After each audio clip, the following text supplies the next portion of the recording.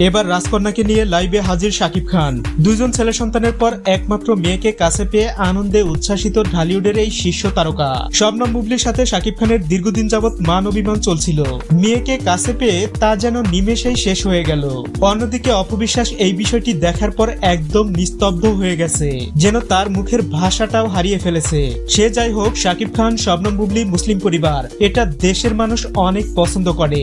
আর তাদের ঘরে নতুন মেহমানের আগমন দেখার পর তো শাকিব ভক্তরা ভীষণ এক্সাইটেড। এছাড়া শাকিব খানের দ্বিতীয় বউ শবনম বুবলি অনেক স্মার্ট। শাকিবের সাথে নামের মিল রেখেই মেয়ের নাম রেখেছে শার্লিন খান। অন্যদিকে শাকিব ভক্তরা মনে করে শাকিব খানের সাথে একমাত্র বুবলিকেই বেশি মানায়, কারণ বুবলির চেহারা, ফিটনেস সবই শাকিবের সাথে যায়। দিন শেষে নেটিজেনদের একটাই দাবি, আমরা চাই তারা সবকিছু ভুলে আবার এক ছাদের নিচে বসবাস শুরু করুক। প্রিয় ভিউয়ার্স, এ নিয়ে আপনার মন্তব্য কি কমেন্ট বক্সে জানাতে ভুলবেন না।